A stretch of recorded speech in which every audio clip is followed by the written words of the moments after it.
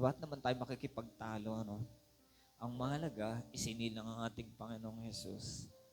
Maganda naman ang petsa na ating, dahil magtatapos ang taon, darating ang bagong taon, bagong pag-asa raw, ano?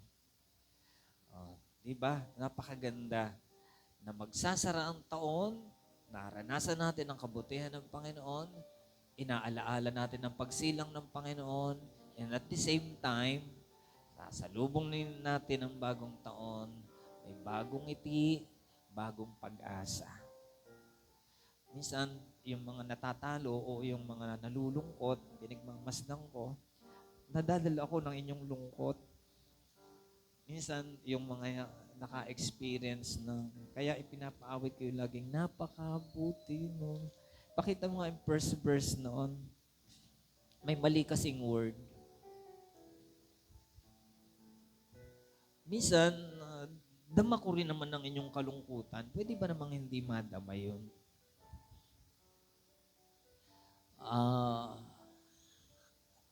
First verse.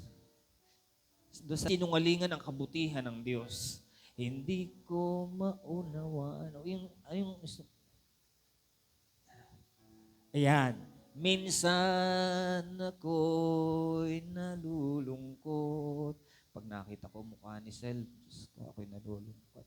Pag nakita ko mukha ni Jean, nalulungkot din ako. Pag nakita ko mukha ni May, nagtatago na, nasaan na ba yun?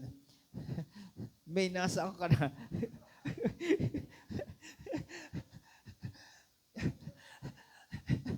Tapos, hindi nadarama yan. Nadarapa, natatakot sa aking paglalakbay. Ngunit, ang pag-ibig mo'y kailanman laging tapat. Di ba totoo naman yan? Totoo o hindi? Totoo naman yan. Lagi binabalance tayo ng Diyos. Yun ang dahilan. Kailangan tayo'y binabalance ng Diyos. Hindi naman kasi pwedeng panay negative lang, panay positive lang. Kaya nga mga lalaki at babae ng Diyos, ginagawang sampul itong ilaw nito, itong kuryenteng to. Wala daw power pag panay positive lang. Walang power pag panay negative lang. Magkakaroon lang ng power kapag tayo o ang linyang kuryente ay dumaan o dumaloy sa negative and positive para magkaroon ng kapangyarihan. Amen? Kaya ang dulo niyan, ngunit, yun. Ang pag-ibig mo, kailanman ay laging tapat. Purihin natin ang Panginoon.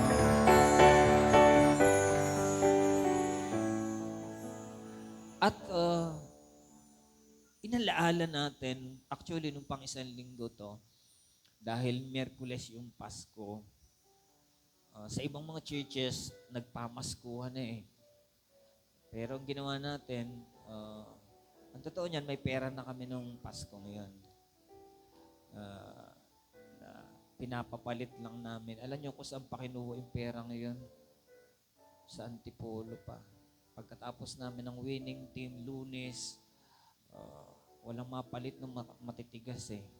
Pinuntahan pa namin sa Antipolo. Kaya dala na namin yun Lunes. Teka, Lunes nga ba? So wala pa nung linggo. Kasi, buo pa, panay libo-libo. Ay pag ibibigay naman yun sa libo-libo, di 25 lang kasi naka 25 yan eh. Mayroon pa nga hindi nararating eh. Pero may nakalaang pa raw naman sa inyo. Kaya noong Miyerkules, ito'y ating na-release. Totoo naman, malungkot pa rin ang mga kabataan. Gusto na talaga, wala na talagang value, 50 pesos, 100 pesos. Wala nang value. Kaya nga pag inaabutan nakita nung iba dalawa at lumipat ang linya. Nadaya ako, misis ko. Dinaya ko. O sige, tigwa na. Pag nakikita ko ang mga mukha ni na John Mark na ang sigaw ay iba na. Kaya manalangin kayo na dumami ang blessings. Dahil yun ang kahulugan ng Christmas. Ang kahulugan ng Christmas ay, wait, ano ba't itim pa yan?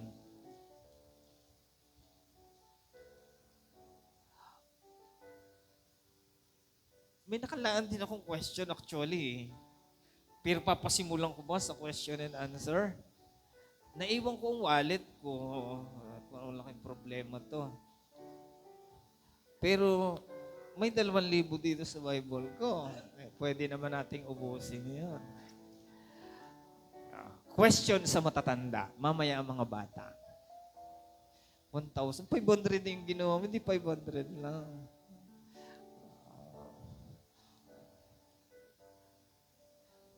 Alin, 1,000?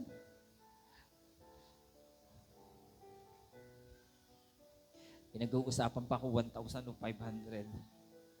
O 500. Kahapon ko lang nalaman ang ibig sabihin ng salitang ito.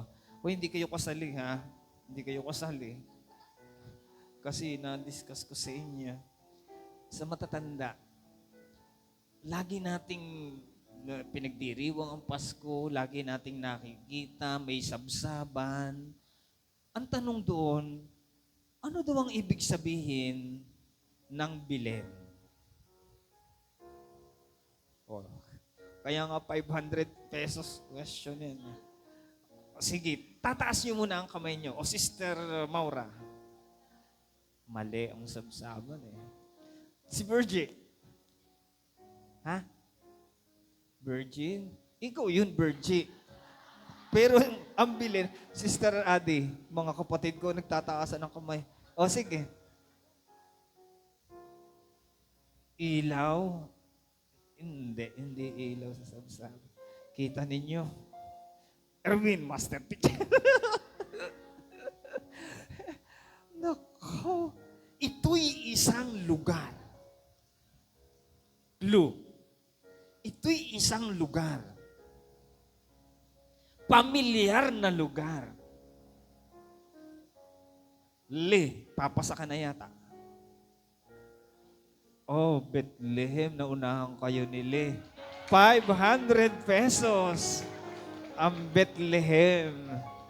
Ang ibig sabihin pala ng Belen ay Bethlehem.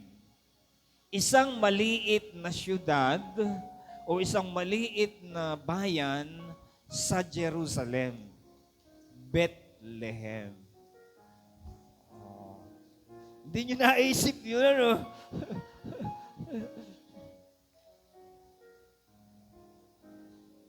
Sayang.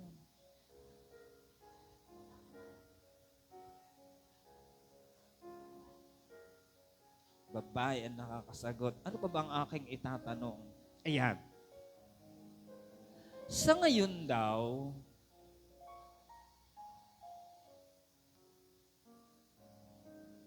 ang Bethlehem ay isang lugar na wasak dahil sa digmaan ng Israel at ng iba't ibang bansa. Ang Bethlehem napapagitnaan ng 2 lugar. At itong mismong kinalalagyan na ito, 2 siyudad. Ang ang siyudad ay Jerusalem. Doon sa siyudad ng kalaban ng mga Palestine, halos napapagitnaan ng Jerusalem, ang Bethlehem. Kaya ang Bethlehem ay durog na durog sa ngayon. Bayan ng Panginoong Hesus kung saan siya isinilang, pero ang mga tao ay ayaw nang pumunta doon dahil wasak at durog. Ano yung ka-boundary ng Jerusalem? For 500 pesos, si Sister Amy, Israel, hindi. Abi, it starts with, isa pa, hula pa ng isa. Brother Ray. Very good si Brother Ray. Gaza City. Kasi yun ang binobomba talaga eh.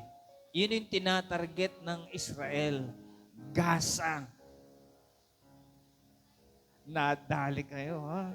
Ilabas na natin yung pera. Baka sabihin, bulahan lamang to eh. Huwag kang mag-alala, Brother Art, Brother Osting. Mayroon pa tayong perang nakalaan sa inyo. Pero itong 2,000 ito ay ate mo ng ipapakontes. Ito ay galing kay JL. Paghatian na ninyo magtito, sino nga hawak? Papalitin ni Nita. Nita, papalit din ito. Nako. Gaza. Bethlehem. Susunod nating topic ay tao naman. Ayan. Ayan. Tao. Ayan. Lahat na. Sa lahat na. 500. Tapos na tayo sa place. Punta naman tayo sa tao. Laging sinasabi sa mga mananampalataya na nalulungkot ang ilan sa ating mga kabataan. Huwag kayong makipamatok. Hindi ka kasali. Hindi kayo kasali. Huwag kang bumulong-bulong dyan. Huwag kayong makipamatok sa hindi mga mananampalataya. Dahil may chaos. Pabalik-balik, paulit-ulit ang kasaysayan sa Old Testament. Nandito ang hari, magtatagumpay. Ganap na ganap ang pagtatagumpay. Ang nagiging problema, ang mga hari, may mga anak. At ang mga anak na ito, pag nagkaasawa ng mga hindi mananampalataya, pag nagkaasawa ng mga sumasamba sa Diyos-Diyosan, sila'y nadadamay. Kaya sinusumpa ang lahi muli ng Israel dahil bawal na bawal sa Diyos ang tao'y sumba sa Diyos-Diyosan. Paulit-ulit. Kaya naman alam niyo ba nung Old Testament, ang mga kalaban ng Israel, Palestinian, Moabita, ano pa, lahi sa lahi, ipinauubos talaga. Ubusin niyang mga sumasambang yan sa kay Baal, sa mga Diyos-Diyosan. Ubusin yan. Itira na lay Israel. Gayon pa man, laging nakakalimot ang tao. Ang tao makakalimutin. Ang pagiging mananampalataya natin, hindi kasiguraduhan na ang inyong mga anak ay mananatiling matuwid rin sa harapan ng Panginoon. Malimit, real talk ito, kung ang ating mga anak ay hindi magagabayan, kung sila'y hindi matuturuan, sa halip na sila ay makasalubong sa Panginoon sa kanyang muling pagbabalik, sigurado pag nag-asawa ng mga manginginom at mga magsusugal at mga sigurado posible na sila man ay mahawahan. Subalit, dito na tayo. May napakagandang kasaysayan sa banal na kasulatan na nag-iba ng pananaw ng Diyos sa mga hindi mananampalataya. Dahil may isa siyang anak na mag-asawa. Nagkaroon sila ng 2 anak. Parehas mananampalataya. Nagkaanak ng 2 lalaki. Habang sila'y namumuhay, namatay ang asawa ng babaeng ito. Hindi ko sasabihin ng pangalan dahil yun ang contest ko.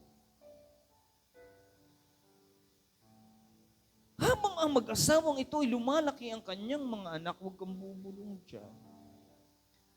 Ang mga bata ay nag-asawa, dalawa, Moabita, hindi mananampalataya. At sila'y nabubuhay ng masaya. Kasama ang dalawang anak, ang dalawang manugang, mansaya nila. Dumating ang kadiliman. Dumating ang pagsubok sa buhay. Kaya huwag kayong malungkot dahil hindi nyo nararanasan ang kadilimang nangyaring ito.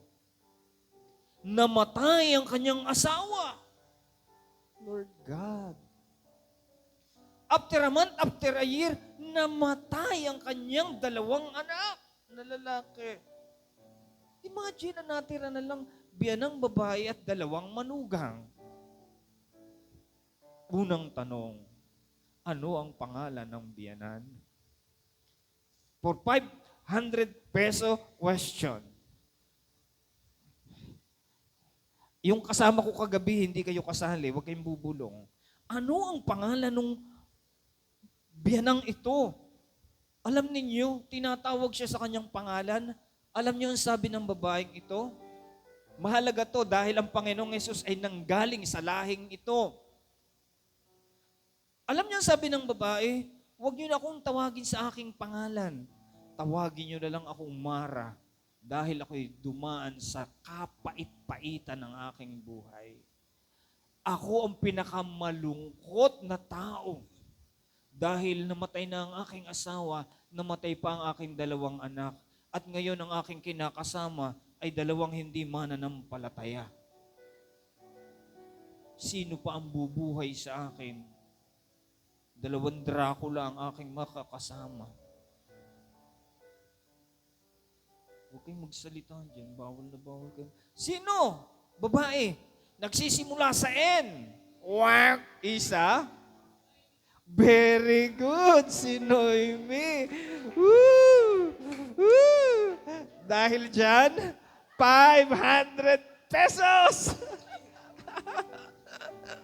Si Noemi yun. Hinarap ni Noemi ang kanyang dalawang manugang nagkanggaganda. Sabi ni Noemi, umalis na kayo mga anak, batang-bata pa kayo. Sa akin, pag kayo sasama sa akin, hindi kayo magkakaasawa. Pwede lang kayong magkaasawa dahil ang batas natin ay ganito. Pag namatay ang asawa, pwede kang mag-asawa sa kanya uli, sa kanyang lahi. Ang sabi ni Noemi, ay pag ako'y mag-aasawa pa, ay matatagal lang kayo maghintay. Pag ako'y mag-aasawa, ay di hintay niyo akong magkaanak, dinihintay niyo uling lumaki yung aking anak. Magsialis na kayo. Huwag niyo na akong samahan. Humanap na kayo ng inyong magandang kapalaran. Panay ang pangungumbinsi. Sige na. Iwan niyo na ako. At yung isa, yumakap kay Noemi, hinalikan, paalam nanay, I will never forget your love. Hindi ko makakalimutan ang iyong pagmamahal sa akin, pero kailangan kong humanap ng kaligayahan. Ayan. Bye-bye. Ayan. Yung isang manugang, sabi niya, ay, hindi kita iiwan. Paparoon ako kung saan ka pumaroon. Ang iyong bayan ay magiging aking bayan. Ang iyong Diyos ay aking magiging Diyos. Kung saan ka pumaroon, dudoon ako. At ang babaeng itong hindi mananampalataya, nakita ng Diyos ang kabutihan sa kanyang kaloob-looban. At siya'y nagkaasawa, at siya'y nagkaanak, at sa pamamagitan niya, lumabas si David, lumabas si Jesus. Sino?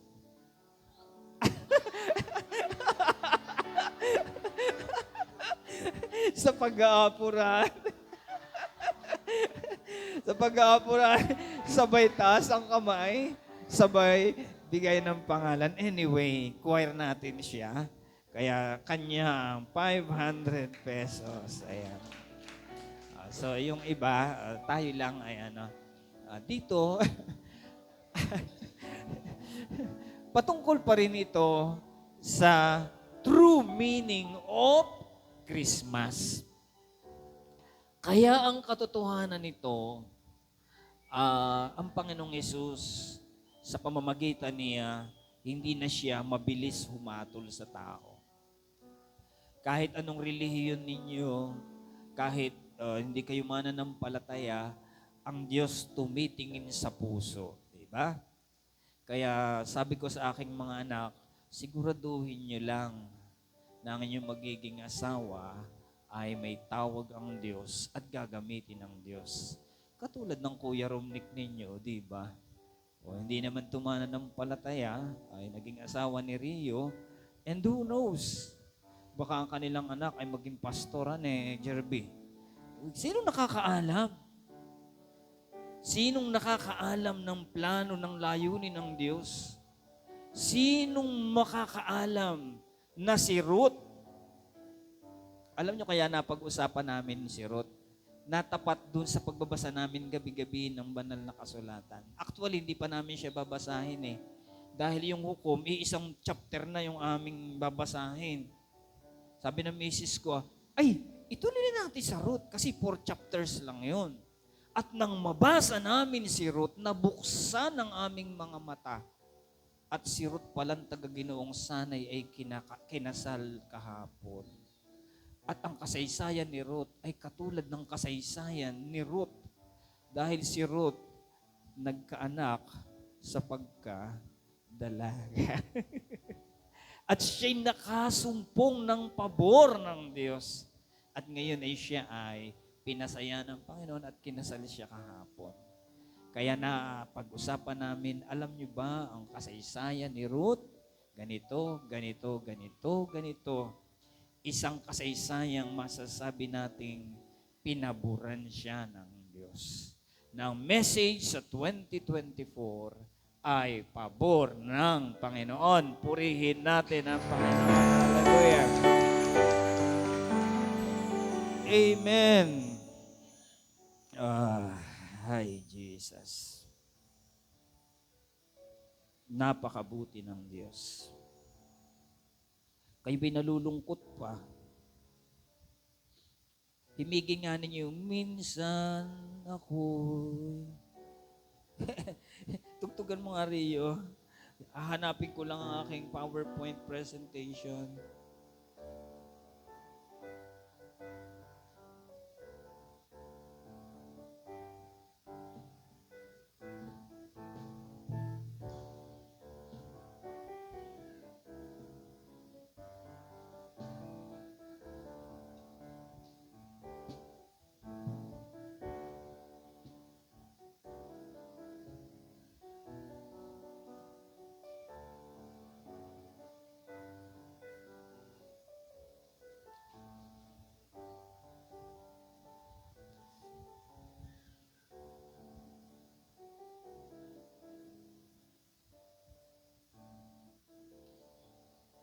The true meaning of Christmas.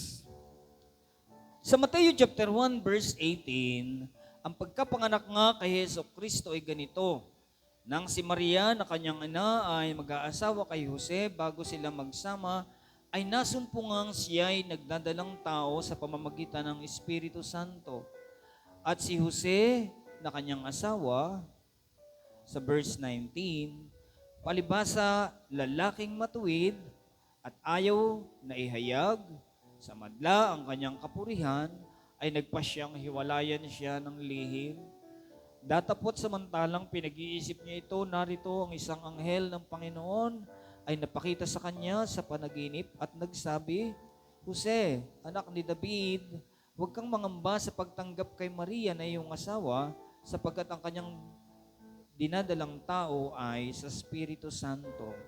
At siya'y manganganak ng isang lalaki at ang pangalang itatawag mo sa kanya ay Jesus, sapagkat ililigtas siya ang kanyang bayan sa kanilang mga kasalanan. At nangyari nga ang lahat ng ito upang maganap ang sinalita ng Panginoon sa pamamagitan ng propeta na nagsasabi, narito ang dalagay magdadalang tao at manganganak ng isang lalaki at ang pangalang itatawag nila sa kanila ay Emmanuel at kung liliwanagin ay sumasa atin ng Diyos. At nagbangon si Jose sa kanyang pagkakatulog at ginawa niya ang ayon sa pinag-utos sa kanya ng anghel ng Panginoon at tinanggap ang kanyang asawa. At hindi nakilala siya hanggang sa maipanganak ang isang lalaki at tinawag niya ang kanyang pangalang Jesus. Bago nangyari ang bagay na to, mayroong isang propetang humula sa mangyayari. Ito ay tinatawag nating gift of prophecy. Na hanggang ngayon, ang mga lalaki at babae ng Diyos ay nagsasalita. Prophecy. Salita na pangyayarihin ng Diyos. Bawat salitang ipinapahayag sa mga lalaki at babae ng Diyos, napakahalaga ng pagsamba. Alam niyo ba, sa tuwing tayo'y sumasamba, nagbubulay ang mga lalaki at babae ng Diyos, at ang salita ng Diyos ay dumarating sa kanila. Iyon yung bahid na inyong nahuhuli. At bawat sinasalita, kapag ito ay sa Diyos, ito'y papangyayarihin ng Diyos sa anumang paraan. Hindi pwedeng hindi papangyayarihin iyan ng Diyos. Bagamat may mga negatibo nangyayari, ang salita ng Diyos, it will come to pass. Kaya inihula, dumating ang tagapagligtas. Hindi naging sapat yung dugo ng mga tupa, ng mga baka, ng mga ibon, pantubos sa kasalanan ng tao. Kasi nga paulit-ulit lang. Pabalik-balik sa pagsamba sa mga Diyos-Diyosan. Hindi na ako magtataka na maraming matataas na tao ang humahalik sa rebulto. Hindi na ako magtataka dahil kung magbabasa kayo ng banal na kasulatan, mga anak ng hari, may isang hari, yun ang aming kinalungkot na Faith, may anak siya lang 70. Ganong karami. Dahil nakakapag-asawa ng marami doon nung panahon yun. Ang 70 yun, lahat nangamatay nang hindi sumusunod sa kalooban ng Diyos. Wala ni isang tumayo. Kaya lumabas si Samson. Lumabas si Moises. Lumabas si Samson. Maraming ginamit. Lumabas si Ruth.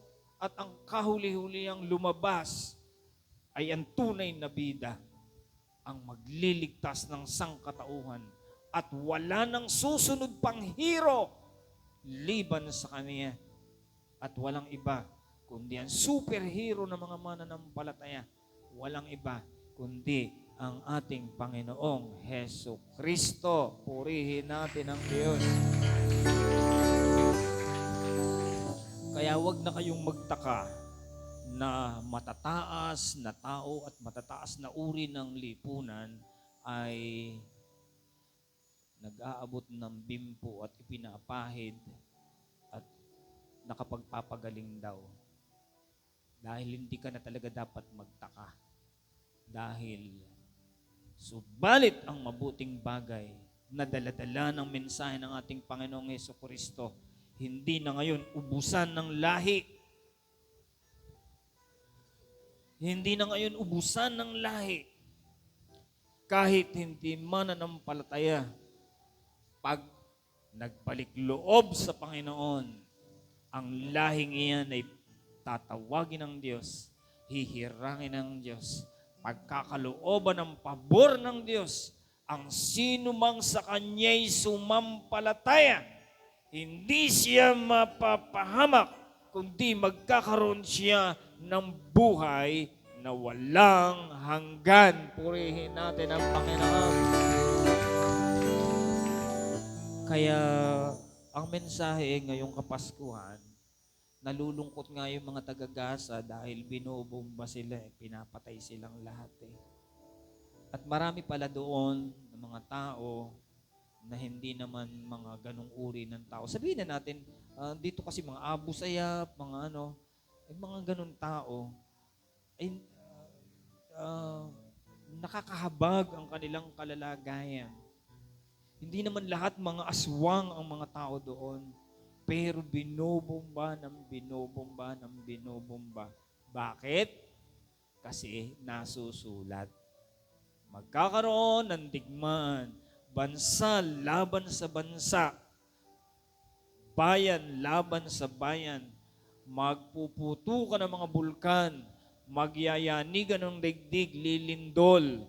Pero ang pinaghahandaan niyan ay ang pagbabalik ng ating Panginoong Heso Kristo. Hallelujah. Amen. Kaya, minsan nasabi ko, bibili tayo ng tricycle. At ayun, kahapon, bumili na ng tricycle ang Brother Pipit. Minsan hindi ako, bagamat marami akong pera, kahit ngayon, pwede akong bumili ng tricycle. Alam ni Marjo yun. Nakikita ni Jerem ang aking pera, ninalaki ang mata ni Jerem. Oo, aking pera. Pero may ibang pinaghahandaan doon. Kasi yung aming alulod, nakakapirwisyo na ng kalapitbahay. Larawan ng kawasakan yung aming alulod ron sa baba. Kaya makikiusap ako sa Brother Ray, Brother Herbing, Brother Romnick, na ngayong January ay palitan naman ninyo yon dahil namumura na kami ng kalapitbahay. Dahil pag umulan, sila ang nauulanan. Dahil ang aming alulod ay bumubuga parang bulkan. Kaya ang tapak ang bagsak ay kina Brother Herbing. Kaya kikilos ko, Brother Herbing, palitan mo yan. Kasi pag hindi yan papalitan, kung kaya ko lang akyatin yan, ako na ang umakyat dyan. Ibili natin ng stainless. Romnick, paki-schedule, please. Kawawa ng aming bahay. Kahabaga naman niya. Kaya, ano ang ibig sabihin ng Christmas? Number 1, every child is born with, basahin nyo nga lahat. Si Jesus, isinilang may layunin ang Diyos sa Kanya. Sabi ko nga sa inyo, kahit anong pangit ninyo, kahit anong pangit natin, kahit anong pogit, anong ganda natin, kahit anong bobo ninyo, wala namang bobong isinilang ang Panginoon. Kumula ang teacher, pag hindi pumasa, nalulungkot. Pero marami din namang hindi nagsisipasa. Alam nyo ba? Si Brother Boy Cesario, engineer yun. Pero may tawag ang Diyos sa kanya. Hindi na nga kumuha ng board exam ng engineer eh. Nagpastor na. Wala na siyang pakialam sa kanyang profesyon. Si Pastor Asonia, teacher yun. Mataas ang nakuha noon. Pero basahan lang yung kanyang PRC license. Dahil hindi niya kailangan. Dahil may purpose ang Diyos sa kanya. Iyan ang inyong tandaan. Ang pagpasay hindi naman iyan isang bagay na dapat niyong ikalungkot. Ang pagbagsak. Always remember, God is good. Amen. Purihin natin ang Panginoon. Pero kalooban ng Diyos na kayo magsipasa. Yan. Ang sinasabi lang, huwag kayong malungkot. Next. Everybody read. Again. Again. Sa Tagalog, ang Pasko ay pagpapatawaran. Pero ano ang focus ng sangkatauhan ng sanlibutan? Ang focus ba ay pagpapatawaran o pagsasayaw at pag-iinuman? Kayo ang sumagot. Ano ang focus ng sanlibutan sa Pasko? Di ba handaan, kasayahan, laklakan, sayawan? Iyan ba ang tamang gawain sa araw ng Pasko? Ang ibigay at itodo ang lahat sa demonyo?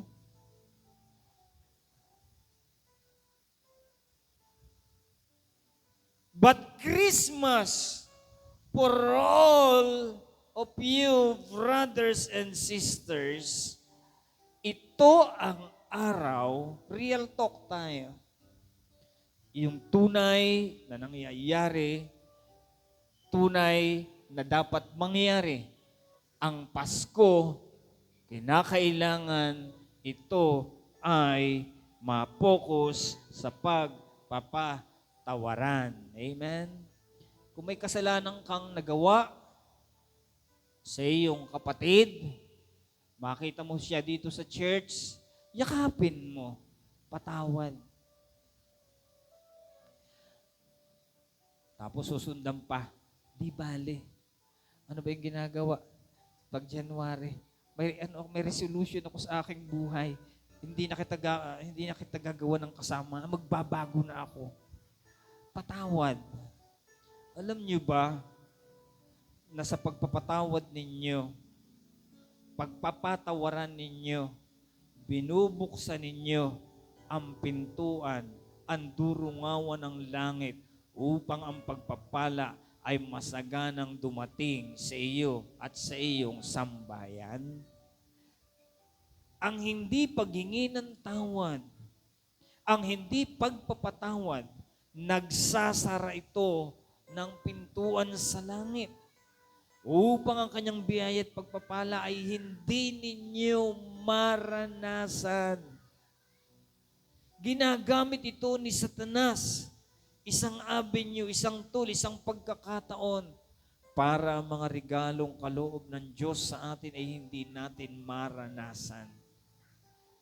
Kaya ang Pasko, ang diwa nito ay paghingi ng tawad.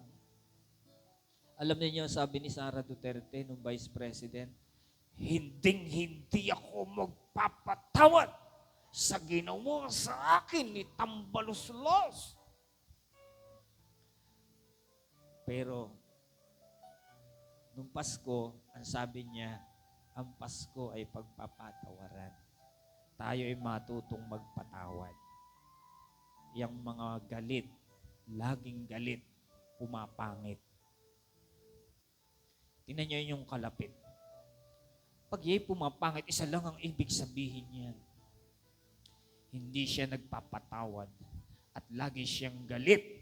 Kaya naman, pumapangit.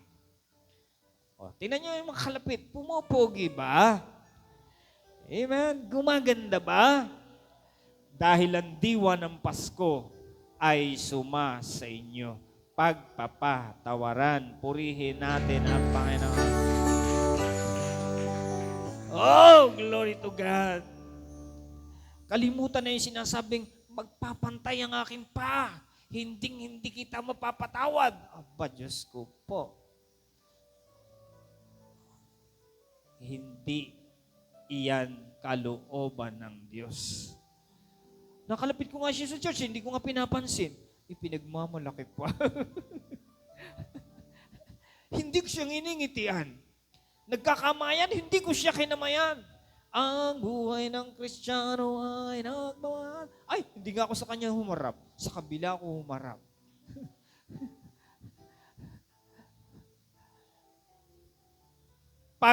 Kristo Jesus ay pumasok sa inyong puso at buhay, may experience nyo, bagamat kayo ang pinagkasalanan, bagamat sila ang nagkasala sa inyo, aabutin nyo sila, yayakapin nyo sila, dahil nadadamay kasi kayo sa pagpapalang nawawala sa inyo. Habang tumatagal, nagpapatagalan, anong tawag doon? Nagpapataasan. Walang magpakumbaba. Damay. Damay, nadadamay. Kaya ang pagbubukas ng pintuan ng inyong puso para sa inyong mga kapatid ay pagbubukas ng pintuan sa langit, sa durungawan ng langit, upang ang pagpapala ay pumasok sa inyong buhay at sa inyong mga tahanan. Purihin natin ang Panginoon. Hallelujah! Pakibasa ang awit 127, wala yan dyan sa slides. Ito'y basbasa sa bahay ni na Sister Maura kahapon. Nag-schedule ako, puwersahan, ihahandog ang bahay sa Sabado. Hindi ko naman alam, memorable pala yon dahil birthday ni John Mark. Kaya, hindi naman nagpaparamdam si John Mark. Ayan. Kaya may kainan dahil birthday ni John Mark. Malibang itayo ng Panginoon ang bahay, walang kabuluhang nagsisigawa ang nagtatayo. Malibang ingatan ng Panginoon ang bayan, walang kabuluhang gumigising ang bantay. Walang kabuluhan sa inyo na kayo'y magsibangong maaga at magpahingang tanghali at magsikain ng tinapay ng kapagalan, sapagkat binibigyan niyang gayon ng pagkakatulog ang kaniyang minamahal. Narito ang mga anak ay mana na mula sa Panginoon, at ang bunga ng bahay bata ay kaniyang gantimpala. Kung paano ang mga pana sa kamay ng mga makapangyarihang lalaki, gayon ang mga anak ng kabataan. Maginhawa ang lalaki na pumuno ng kanyang lalagyan ng pana ng mga yaon. Sila hindi mapapahiya pagka sila'y nakikipagsalitaan sa kanilang mga kaaway sa pintuang bayan. Amen. Mapalan ang tahanan ng Diyos ang nagtatayo. Dalawang bagay, tigilan tahanan or tahanan o pamilya ng Diyos. Pag kayo ay pamilya ng Diyos, tahanan ng Diyos, mapalad kayo dahil bawat gising sa umaga, hindi mawawalan ng kabuluhan. Sa mga hindi mananampalataya, ang sabi doon, gumising man sila ng maaga, walang kabuluhan ang paggising nila sa umaga dahil parang walang purpose ang buhay nila. Pero sa mga anak ng Diyos, bawat araw ninyo ay napakahalaga sa Kanya. Kaya bawat araw ninyo, magpasalamat kayo sa Diyos. Buksan ninyo ang pagpapala ng Diyos sa inyong sambahayan at mararanasan ninyo ang bukas, ang langit sa bawat isa sa inyo. Amen? Next! Tuloy mo na. Isaiah 59:2. Pakibasa ng lahat.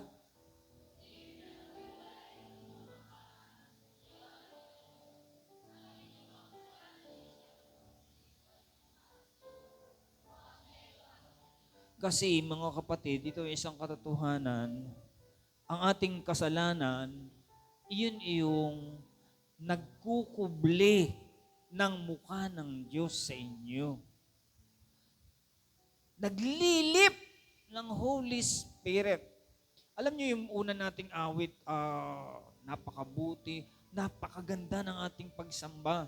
Pero unti-unti, naglilip. Hindi ko alam ba't naglilip yung pagsamba. Kasi siguro ayaw niyong makaisa. Ayaw ninyong sumamba sa Diyos. Parang ang hirap na tayo'y sumasamba, dala-dala ninyo o dagan-dagan kayo ng mga problema. Hindi kayo makaawit ng maayos. Ang tawag doon, naglilip ang Holy Spirit. Pag ang kasalanan ay dumarating, ang Diyos, ikinukubli niya ang kanyang mukha. At pag naikubli ng Diyos ang kanyang mukha, hindi niya na kayo makikita. Hindi niya na kayo makikita. Samantalang pag ang Diyos ay nakatingin sa inyo, maiingatan tayo ng Panginoon. Amen? Ay dahil sa kasalanan, patuloy na paggawa ng kasalanan, ang mukha ng Diyos ay kanyang itinatago sa atin. Kaya mga kapatid, ang susi lamang ay pagkatakot sa Diyos. Pagkatakot na gumawa ng kasalanan, humingi ng kapatawaran sa Kanya upang ang Diyos ay ating laging kasama. John, 1 John 3:4, pakibasa ng lahat.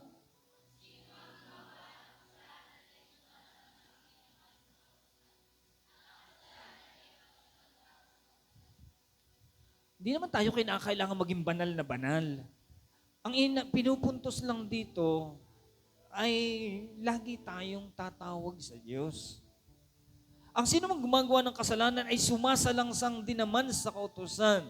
At ang kasalanan ay ang pagsalangsang sa kautusan. Alam niyo ba, ang hindi pagsamba sa Kanya ay kasalanan? Alam niyo ba, ang hindi pagpurit pagsamba sa Diyos ay kasalanan? Dahil ang tungkulin ng Diyos, paglingkuran niya ang kanyang Panginoon. Tanggapin na natin yun. Tanggapin na natin ang ating role. Bakit tayo nabubuhay? Ay upang paglingkuran natin ang Diyos. Kaya ang sarap na sa ating pag-aawit ay tayo umaawit, tayo nakikipagkasya, tinataas natin ating mga kamay. Gusto lumabas ng aking uhog, gustong lumabas ng aking luha, gustong umiyak ng aking kaloob-looban. Sapagkat in Him we live and move and have our being. Sa Kanya ako humihinga, kumikilos, gumagalaw. Sa Kanya ang aking buhay. Kaysa naman kay Satanas ka maglingkod ka na sa iyong Panginoong Diyos. Purihin natin ang Panginoon. Kilalanin natin ang mga itong kasalanan.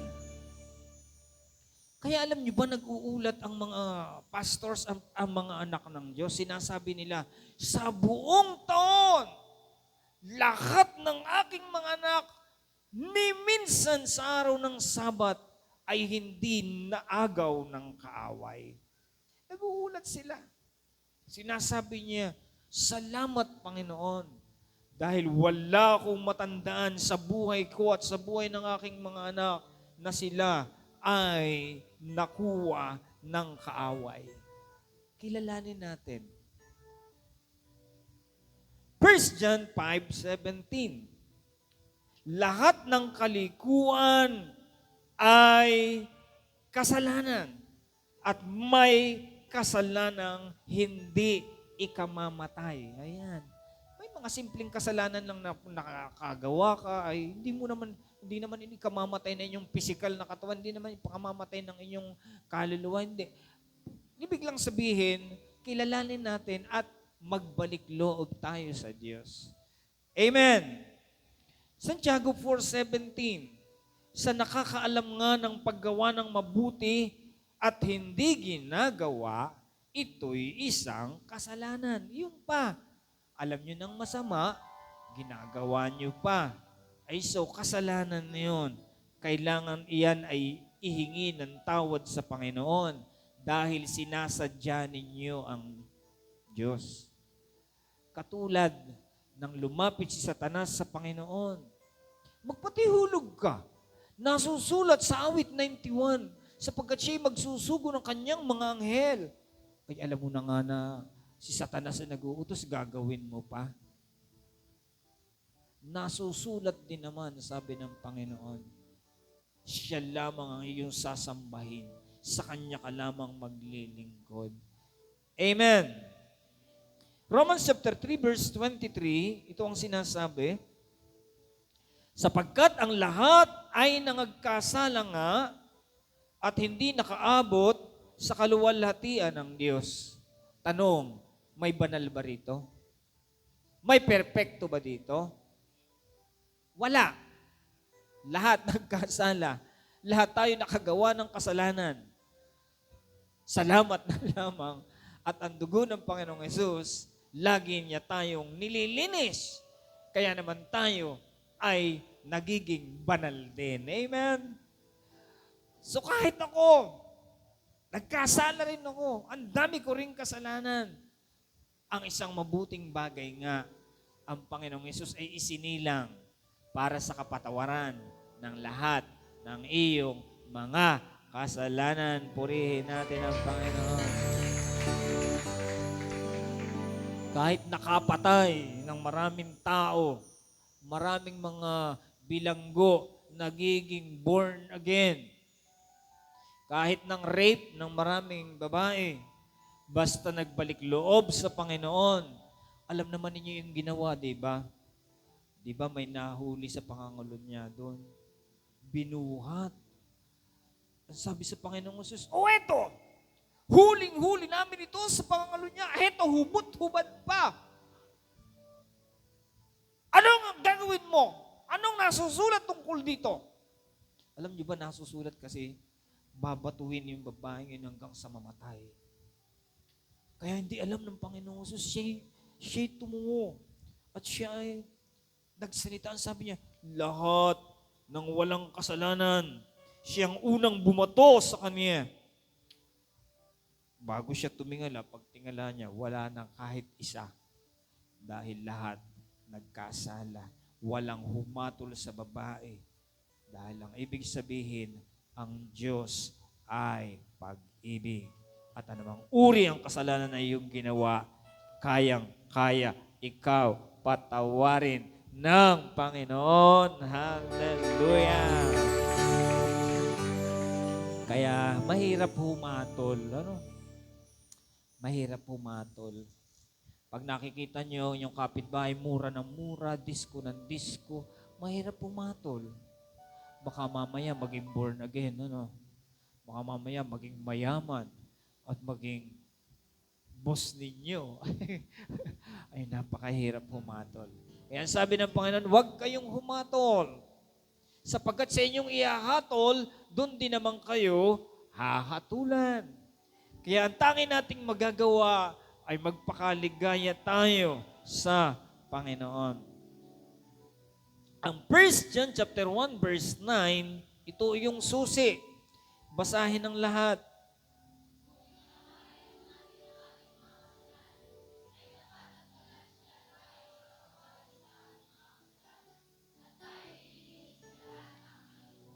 Sa pamamagitan ng inyong bibig,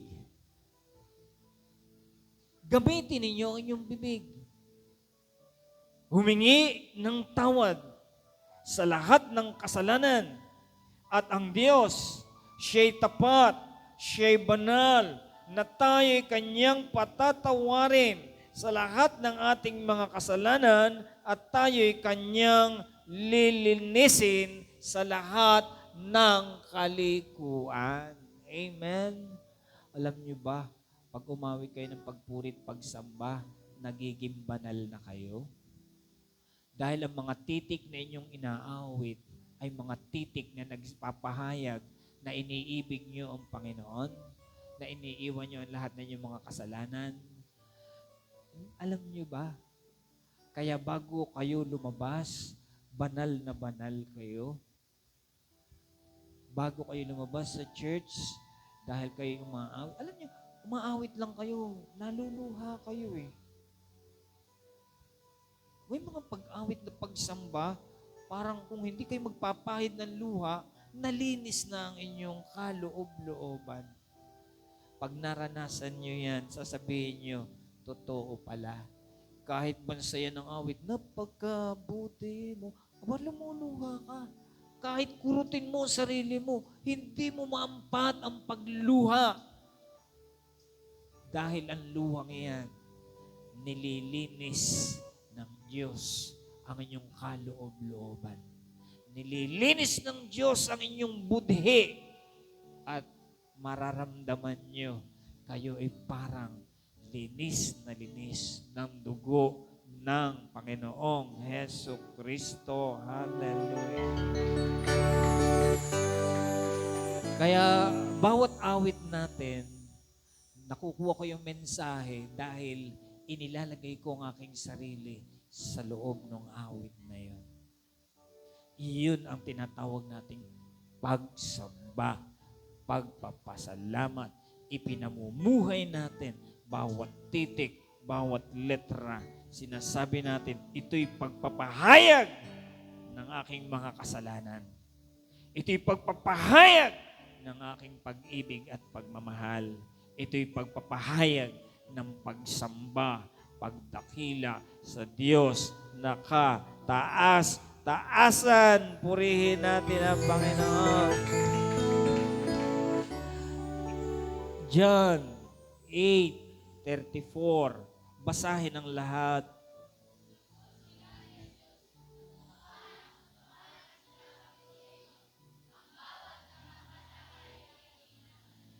Ang bawat nagkakasala, alipin ng kasalanan. Romans 6:23. Ito ang saklap. Sapagkat ang kabayaran ng kasalanan ay kamatayan. Hindi nagtatapos doon, mga kapatid. Isang katotohanan na sinasabi ng Romans chapter 6 verse 23, sapagkat ang kabayaran ng kasalanan ay kamatayan. Ang mahalaga yung kasunod. Datapwat ang kaloob na walang bayad ng Diyos ay buhay na walang hanggan kay Kristo Jesus na Panginoon natin. Hallelujah! Kaya tayo'y mamamatay eh. Ang Panginoong Hesus hindi dapat mamatay dahil banal na banal siya.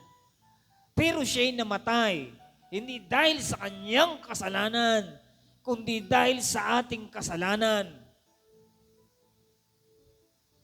Dahil sa kasalanan ng sangkatauhan, dinala niyang lahat. Kaya ang kanyang kamatayan ang pinakamasaklap na kamatayan sa lahat. Na hindi mo iibiging pagdaanan ang kanyang pinagdaanan. Dahil tinubos niya lahat ng pinakamasamang kasalanan ng tao, dinala niya doon sa krus ng Kalbaryo. At ano ang bunga? Yan nga, 6:23. Kaloob ng Diyos, walang bayad, buhay. Hindi lang buhay ngayon, kundi buhay na walang hanggan, mamatay man kayo lahat.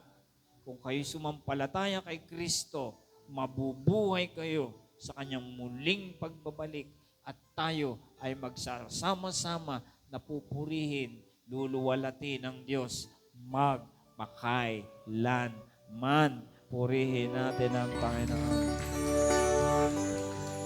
Natatawa ang hindi mananampalataya. Pinagtatawanan tayo. Ano bang pinagsasasabi ng mga iyan na buhay na walang hanggan? Sabi nila, kumain ka at mabusog. Magpakaligaya ka. Dahil pagkamatay mo, wala ka na. Yun ang alam nila. Magpakaligaya raw. Kumain, magpakasya. Dahil darating daw ang isang araw, mamamatay din naman. Hindi daw madadala ang ating Hindi nila alam ang tao nilikha ayon sa wangis ng Diyos. May Diyos bang namamatay? At ikaw ay nalikha ayon sa wangis ng Diyos. At ikaw ay mabubuhay. Saang lugar? Sa impyerno kasama si Satanas? O sa Jerusalem, sa bagong Jerusalem, nakasama ang ating Panginoong Jesucristo. Kaya alam niyo ba, minsan, dinidescribe yung napakagandang description sa banal na kasulatan. Sinasabi, Moses, tipunin mo ang aking bayan. Lahat ng hindi sumamba sa bato, sa kahoy, sa kanan. Lahat ng sumamba sa bato at sa kahoy, sa kaliwa. At inihagis yung 10 utos, patay lahat ang nasa kaliwa. At ang nasa kanan, silang sumampalataya. Lahat sila sasalubong sa Panginoon sa kanyang muling pagbabalik. Amen? Kaya maganda rin naman yung contest eh. Lahat ng sa kanan, lahat ng sa kaliwa. Tayo pagpapipiliin, saan nyo gusto? Sa kanan o sa kaliwa? Sa tama o sa hindi tama? Sa liwanag o sa kadiliman? Sa katotohanan, sa kasinungalingan? Sa kamatayan, sa buhay? Piliin ninyo. Sa ganang akin at sa aking sambahayan, maglilingkod ako sa Diyos na buhay. Purihin natin ang Panginoon. Hallelujah! Sabihin, sige, lahat ng gustong maglingkod at bumuhat sa Diyos na patay sa kaliwa. Pupunta ba kayo sa kaliwa? May banda roon. May umiikot-ikot. Pupunta kayo doon? Ha? Sumasayaw doon ang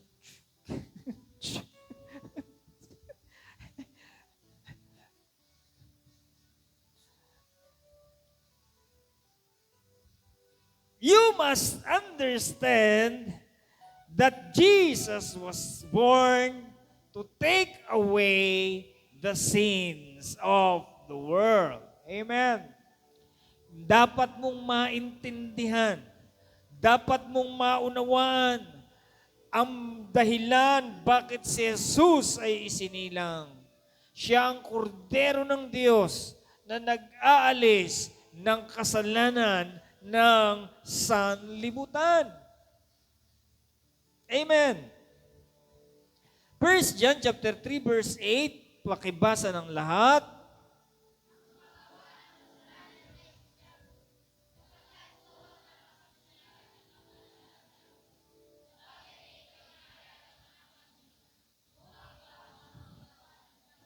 Yung mga sinasadya ang paggawa ng kasalanan. Minsan tayo nakakagawa, hindi naman natin sinasadya. Pero yung sinasadya, alam na ang tama, mali pa rin ang ginagawa. Yun yung sinasadya. At ipinangaral na ang salita ng Diyos sa buong sanlibutan. Ang daming nangangaral. Sumamba kayo sa Diyos na makapangyarihan. Huwag kayong sasamba sa mga Diyos-Diyosan. Ginagawa pa rin yun. Ang sabi dito, ang gumagawa ng kasalanan ay kanino?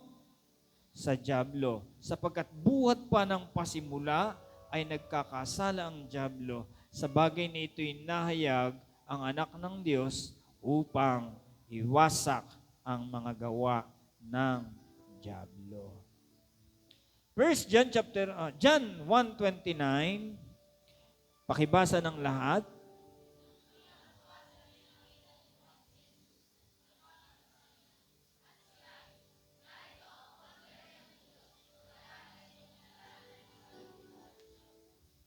(5:14) ng Juan.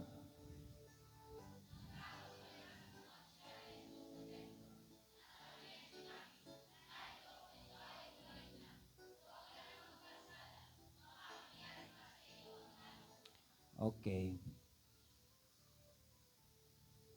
Go and sin no more.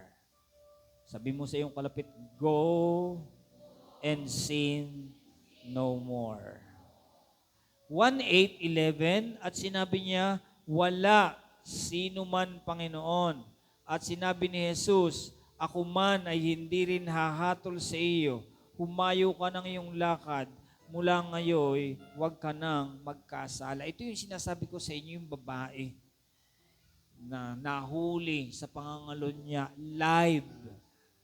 Nung oras ding iyon, dinala sa gitna, sinubok ang Panginoon kung anong klaseng Diyos siya. Ipinakita ng Panginoon siya ay Diyos na mahabagin. Siya ay Diyos na mapagpatawad. Walang kasalanan na hindi niya kayang patawarin. Mateo 9:2, narito, dinali niya sa kanyang isang lumpo na nakahiga sa isang higaan. Nang makita ni Jesus ang kanilang pananampalataya, ay sinabi niya sa lumpo, anak, laksan mo ang iyong loob. Ang iyong mga kasalanan ay ipinatatawad niya. Bakit lumpo pero kasalanan na sinasabi ni Jesus? Di ba dapat pagkalumpo ang kanyang sabihin? Bakit kasalanan ang sinasabi? Pag sinabi ni Jesus, ang iyong kasalanan ay pinatawad na, gagaling ka na. Pag sinabi ni Jesus, ang iyong kasalanan ay pinatawad na, yayaman ka na. Giginhawa ka na. Lulusog ka na. Dahil lahat ng kasalanan, maging kamatayan, yan ay may pinanggagalingan. Isa lang, kasalanan.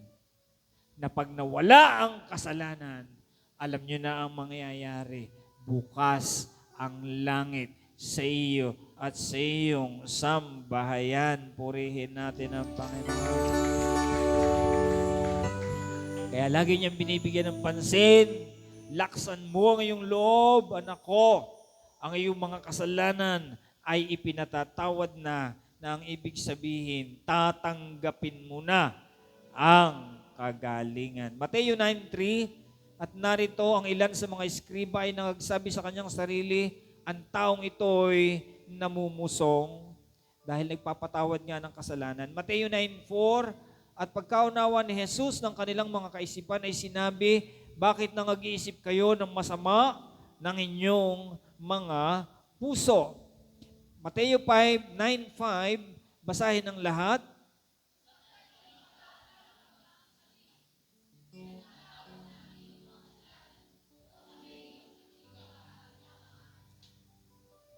Ano daw? Kasi, sabi ng mga eskriba, ano ba yan? Pinupusong nyo ang Diyos. Ay, yung kanyang mga isip, laging hinahanapan ng butas ang Panginoon. Kaya iniisip nila, kaya sabi ng Panginoon, ano bang mas magandang sabihin? Ipinatatawad ang iyong kasalanan o sabihin, lumpo, tumindig ka, lumakad ka. Baka nga naman ma-offend pa. Lumpo! Di ba nakaka-offend yung salitang yun? Bulag! Masakit pakinggan yun. Manggagahasa! Aba, magnanakaw! Nakaka-offend yun. Ano mas magandang sabihin? Positive o negative? Hindi positive. Okay siya naman, huy, makasalanan. Hindi eh. Ang sinabi ng Panginoon, pinatatawad na ang iyong kasalanan. Very positive. At ang nangyayari, nung patawarin ang kasalanan, automatic, ang lumpo ay lumakad. Ang bulag ay nakakita. At ang pinakamabuti, ang patay, katulad ni Lazaro, ay nabuhay. Purihin natin ang Panginoon. Mateo 9:6, everybody read.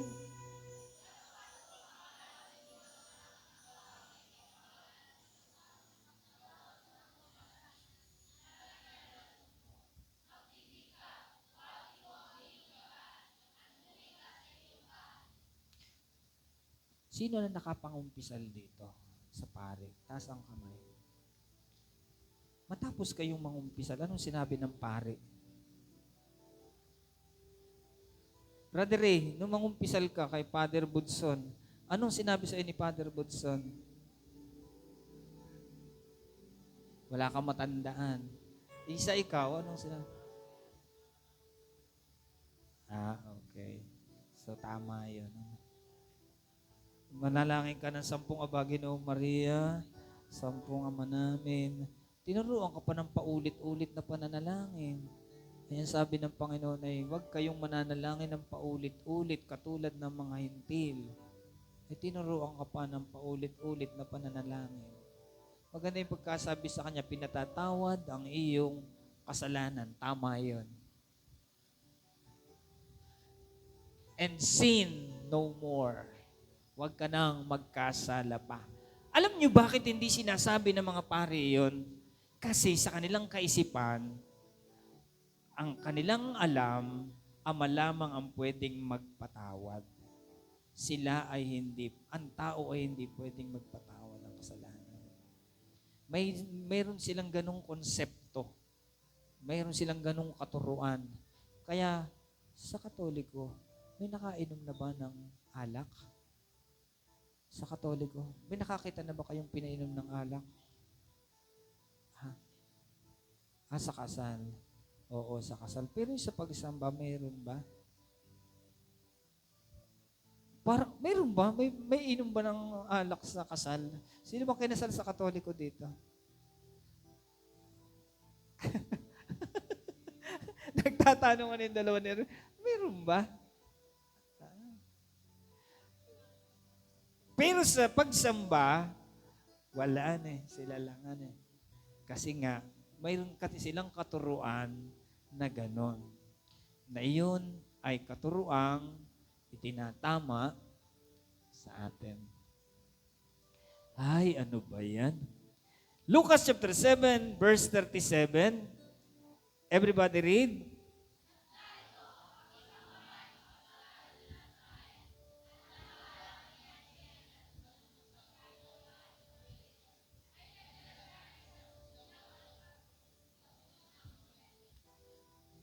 $38.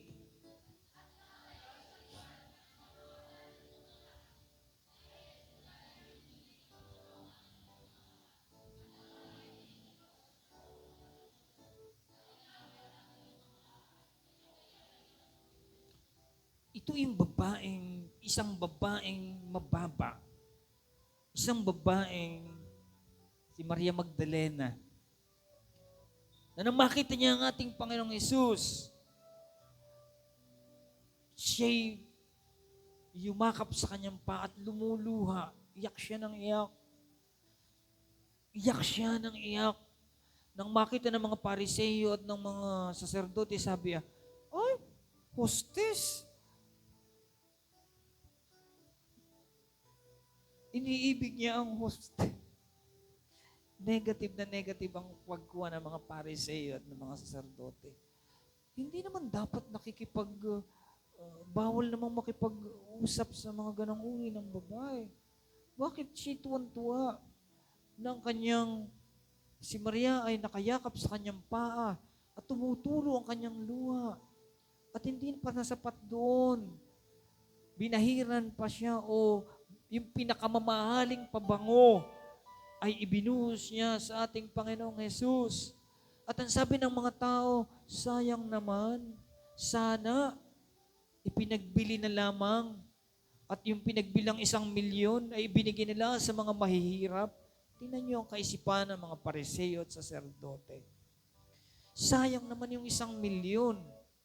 Itinapon lang sa katawan ni Jesus. Sana ipinagbili na lamang at ibinigay kina Brother Art. Di may tag-1,000,000 sana sina Brother Art, sina Brother Osting. Sayang naman. Hindi nila alam ang pagbabahid na yan ng ungwento ay paghahanda sa pagkamatay ng ating Panginoong Hesukristo. At sa 7 verse 48, basahin ng lahat.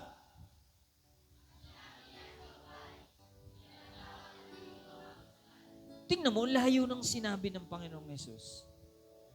Hindi sinabing, tinatanggap ko ang iyong paghandog sa akin ng pabango.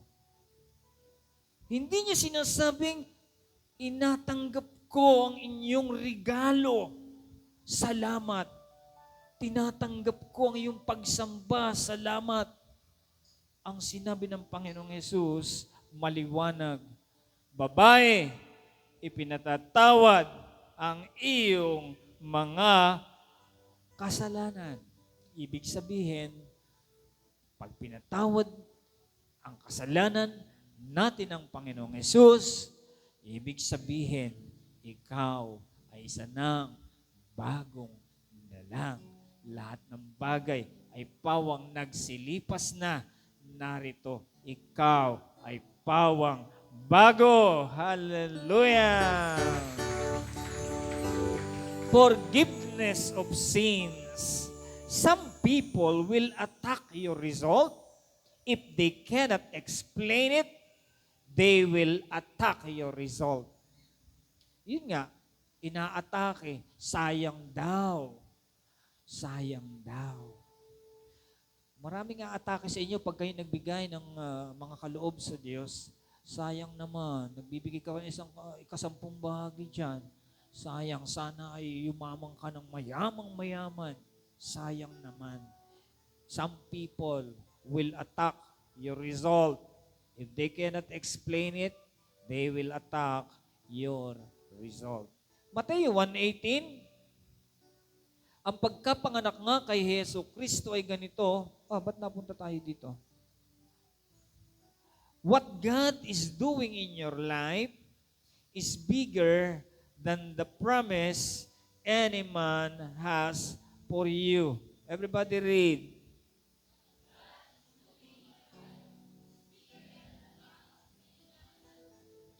Maraming tao, mga ngako, maraming mga pangako, katulad ng dyablo, kung sasambahin mo ako, ibibigay ko sa iyo ang buong sanlibutan dahil lahat yan ay akin. Aba.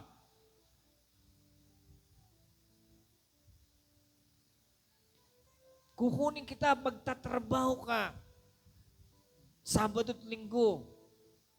Pero ang sabi dito, ang pangako ng Diyos ay higit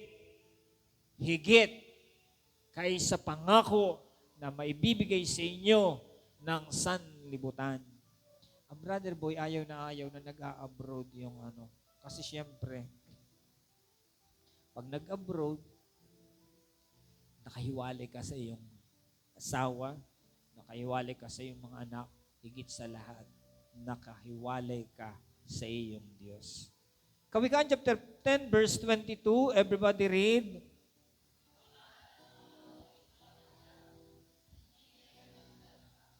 The blessing of the Lord, ano yun sa English, darling? Shall make you rich. And He added, no sorrow into it. Amen? If it is from God, anong kasunod? If it is from God, there will be no side effect. There will be no shame. Alam niyo, pagkalooban ng Diyos, sigurado, papakinabangan mo yan. Sabi ko nga kahapon sa pagbabasbas, may mga trabaho tayo, may mga pinagpagalan tayo, nakukuha lang ng kaaway. Nakakalungkot, ano? Magtatrabaho ka, lalagay mo sa bag, naibaba mo lang ang bag, maya-maya nawala na ang bag mo. May laman 10,000, cellphone, mga ID, mga nakakapanghinayang. Ano. Kaya dapat, lahat ng ating, natatawa Sister Isa, lahat ng ating mga pinagpagalan ay ating mapakinabang. Ano? Mapakinabangan. Ang ibig sabihin, mga kapatid, tayo'y dumalangin lagi sa Diyos. Dahil sa ating pagdalangin, iingatan tayo ng ating Panginoon. Ngayon, nangyari yon. Siyempre, sasabihin natin, ay, mabuti natulungan ko. Baka ay nakakuha ng 10,000 yun, may problemang malaki.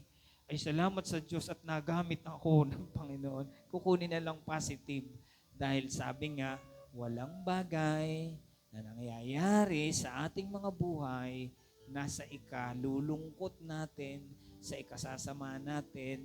Alam niyo ba kaya galit na galit ang kaaway sa mga mananampalataya? Galit na galit ang kaaway. Kung ano na nangyayari, masaya pa. Nakapagpapakita pa sa mga kapatiran. Tuwang-tuwa pa. Pangit na ang nangyayari. Tuwang-tuwa pa. Dahil alam nating lahat. Kung yan ay sa Diyos, anong kasunod? You will be rich. Tanong mo nga sa iyong kalapit, are you rich? Anong sagot? Amen. Wala pa nga akong pera. Basta rich ka raw eh. If it is from God, there will be no pain. May nararamdaman bang sakit? May nararamdaman bang kalungkutan? There will be no side effect. There will be no shame. May mahihiya ka ba? Bumagsak ka? Nakatong ka na ba? Sama-sama na lang tayo mga bagsak. Dito tayo maupo sa isang sulok. Huwag tayo magpakita diyan. Pagtatawanan tayo ng mga yan. Sasabihin na naman ang asawa mo, Bobo! There will be no shame. There will be no shame. Dahil kalooban ng Diyos na ikaw, kapatid, ay magpakagaya sa Panginoon. At lahat, basta sumampalataya ka, mahihirapan ng kaaway, patuloy kang sumampalataya ng Diyos ay magiging tapat. Purihin natin ang Panginoon. When God lifts you up, He will not pull you down. When God blesses you, He will not insult you. When God promotes you, He will not mock you. Yan. Hindi ka iinsultuhin ng Diyos. Hindi ka hihiyain ng Diyos. Hindi ka ibababa ng Diyos. Dahil ang Diyos walang ganang katangian. Ang Diyos nagtataas. Ang Diyos nagpupromote. Ang Diyos nagpapala. Ang Diyos nagpapakagaling. Sa madaling salita, napakabuti ng Panginoon. Awit 121 verse 1. Everybody read.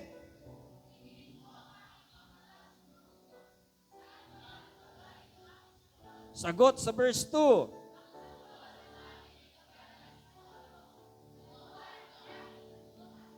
Don't stop dreaming. Don't stop planning. Don't stop having ambition. Huwag kayong titigil sa ano ba yung dream? Sa pagnanais, sa paghahangad, sa pagpaplano. Huwag kayong titigil sa inyong mga ambisyon. Ayan. Christmas is actually for the fulfillment of prophecy. Mateo 1:22, at nangyari nga ang lahat ng mga ito upang maganap ang sinalita ng Panginoon sa pamamagitan ng propeta nagsasabi, Christmas is simply telling you that if there are any prophecy hanging over your life, it must be fulfilled. Genesis chapter 3 verse 15, at papag-aalitin ko ikaw at ang babae at ang iyong binhi at ang kanyang binhi. Ito ang dudurog ng iyong ulo at ikaw ang dudurog ng kanyang sakong. Nasa Genesis pa pala yun, ano? Yung magiging kamatayan ng Panginoong Hesus, dinurog ang sakong ni Satanas, pero siya ay dudurog ng ulo ni Satanas. Nasa Genesis pa pala yun. Genesis 22:18, at pagpapalain sa iyong binhi ang lahat ng bansa sa lupa, sapagkat sinunod mo ang aking tinig. Sino yung binhing iyon? Ang binhing iyon ay ang ating Panginoong Heso Kristo. Sa pamamagitan ni Jesus, pagpapalain ang lahat ng bansa sa lupa sapagkat sinunod ng Panginoong Hesus ang tinig ng Diyos. Don't be afraid. Don't be dismayed. Don't be discouraged. As long as God has said it, He is bound by His word to fulfill it. Huwag kang matakot, huwag kang malungkot, huwag kang malumbay, huwag kang manghimagod. Kapag sinalita yan ng Panginoon sa iyo, walang magagawa ang kaaway, kundi ang salita ng Diyos na yan sa iyo ay kanyang isakatuparan. Why? Because Christmas is the assurance that you are not alone. Di ka nag-iisa. Kasama mo si Jesus. Anumang iyong nararanasang kahinaan, ang Panginoong Jesus, bibigyan kanya ng kalakasan. Mateo 1:23, narito ang dalagay magdadalang tao, mga anak ng isang lalaki, itatawag nila sa kanya ay Emmanuel, na kung liliwanagin, kasama natin ang Panginoon. Isaiah 43:2, everybody read.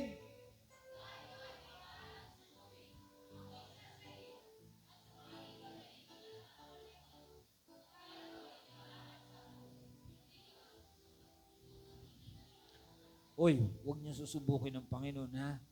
Baka kayo nga ay lumakad sa tubig, hindi naman kayo inuutusan ng Panginoon lumakad sa tubig. Baka makakita kayo ng sunog, lumakad kayo sa sunog. Hindi naman kayo pinalalakad sa sunog. Huwag niyo susubukin ng Panginoon. Iyan ay mangyayari sa mga pagkakataong hindi niyo inaasahan, hindi niyo sinasadya. Nakakain kayo ng lason, hindi kayo na ano. Nakahipo kayo at may ahas na tumuklaw sa inyo katulad ni Pablo, hindi kayo hindi kayo tatabla ng kamandag ng ahas. Dahil yan ang pangako ng Diyos sa kanyang mga anak. Dadaan ka sa apoy, hindi ka masusunog. Ibig sabihin, makatatakas ka. Na-experience ito ni Jerry. Nang lumubog, yung kanilang sinasakayang bangka mula sa Bulacan, siya'y humayo. Siya'y umuwi para sunduin ang mga kapatiran sa Ginoong Sanay. At sa kanyang pag-uwi, ang kanyang sinakyan lumubog sa gitna ng karagatan. At siya'y nakakatulog. Ang sarap ng kanyang pagtulog nang siya'y mumulat. Nasa ilalim siya ng dagat. At salamat sa Diyos dahil siya'y nagising, siya'y nakalabas. At kanya na-experience ang Isaiah 43 verse 2 na lumakad man siya sa dagat, siya'y ililigtas ng Panginoon. Amen. Baka may experience na kayong ganito. Hindi kayo, magpatotoo kayo. Sabihin ninyo ang kabutihan ng Diyos. Nakalusok po ako ng pako. Buhay pa po ako ngayon. Sabi ni Virgie nung bata, naigsahan ako ng bubog ng alin? Bubog ng, ano yan? Bubog. Iminulat-mulat ko ang aking mata. Umalis ang bubog. Mayroon naman mga kwento. Nasaksakan ng sugo ang aking ilo. Nabuhay pa rin ako. Ay, Diyos ko. Iyan ay pangako ng Diyos sa atin. At tayo ay sasamahan ng Panginoon sa lahat ng mga yan. Purihin natin ang Panginoon.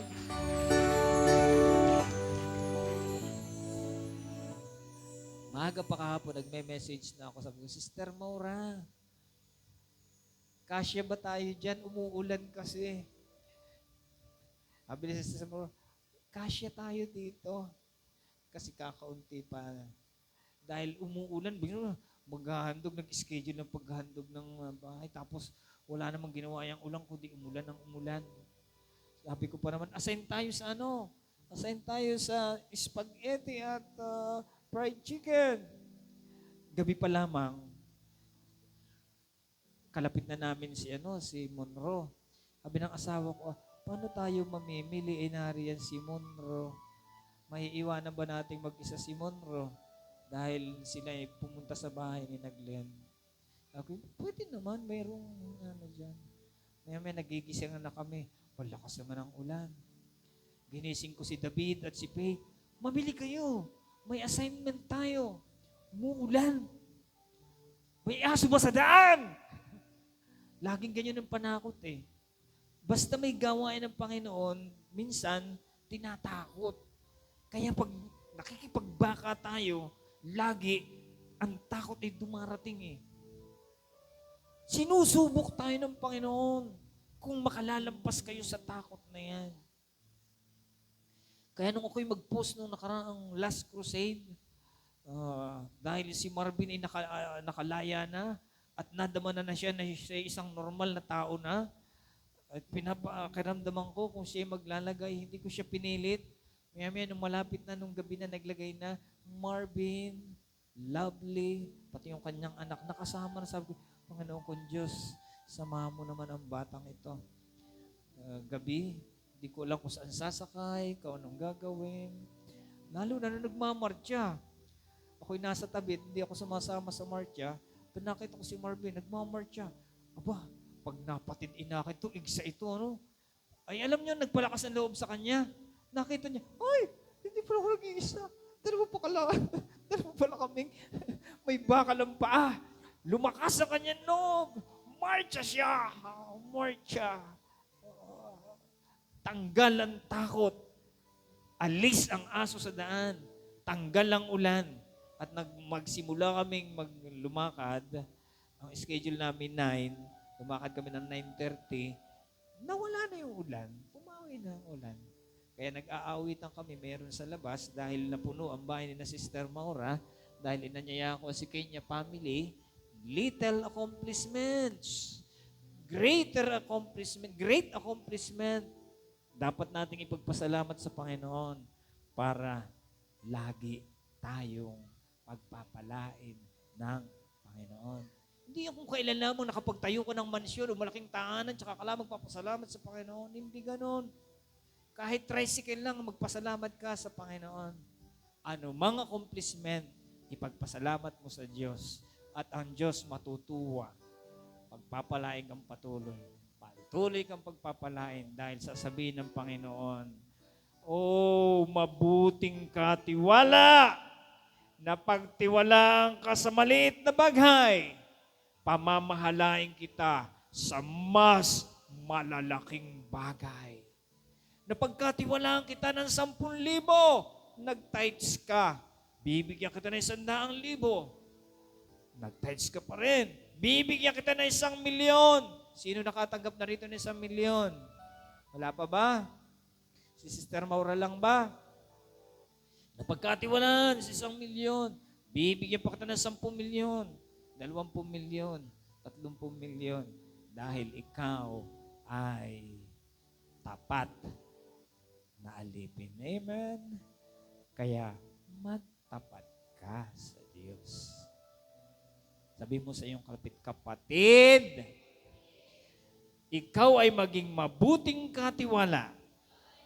Magtapat ka sa Panginoon at ang Diyos na sa iyo'y tumawag ang magbibigay sa iyo ng higit pa at higit pa at higit pang pagpapala. Purihin natin ang Panginoon. The moment He shows up, He becomes your Jehovah Shammah. Sasamahan ka ng Panginoon. Your ever-present help in the time of need. The moment He shows up, He becomes your Jehovah Shammah. Your ever-present help in times of need. Madaling tandaan, sama, Shammah, sasamahan ka ng Panginoon. Siya si Jehovah Shammah. Lagi mong kasama sa lahat ng iyong pangangailangan. John 16:7, basahin ang lahat.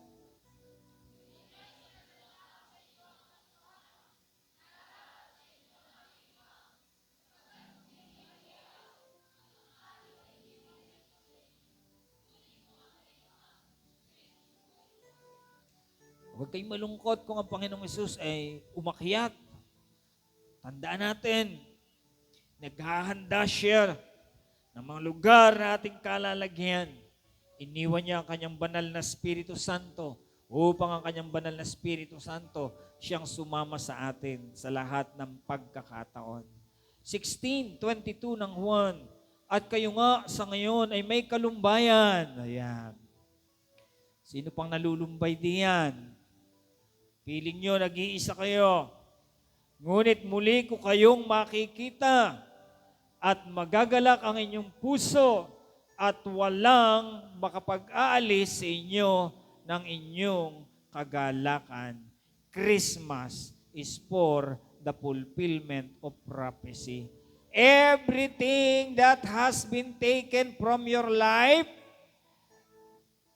may God replace with something greater and better.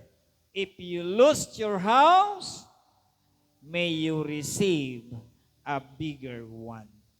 If you lost your spouse, wag naman sana, may another be given to you. Nangyari sa akin, ano? If you lost your car, ayan, yung suki. Yung mga nagbabayad kay suki, nangalulungkot. If you lost your suki, may a better one come your way. Tricycle. Ang better doon, ang sabi ng Brother Pipit, at yung sinasabi ko noong konseptong ito, ang sabi ko, pag kasi iyon ang ating sasakyan, hindi tayo pwedeng makapag-mekaniko. Pag tricycle lamang, kahit si John Mark, kahit si Jerem, ay mamimikaniko, maaayos. Madali lang ayusin. Ay kung suki, pag nasira yun, hindi na natin alam kung anong gagawin. Kinukuha natin mga positibo. Basta, better, greater, ang nais ng Panginoon. Purihin natin ang Panginoon. Lord, thank you for 2024. I just want to honor you.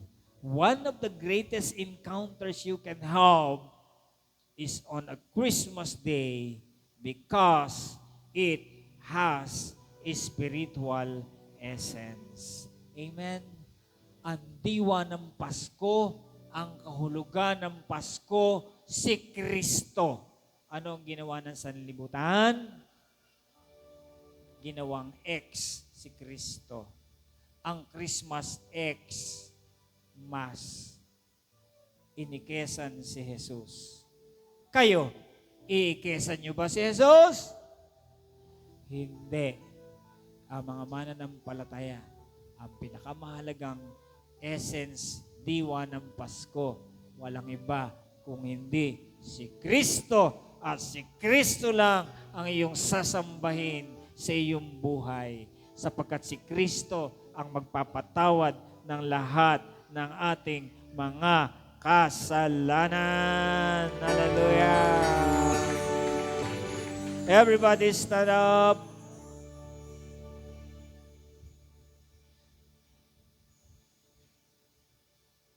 Purihin natin ang Panginoon. Hallelujah! We give you praise. We give you honor. Hallelujah! At tinanya ko manalangin ng Brother Ray. Magpasalamat sa Panginoon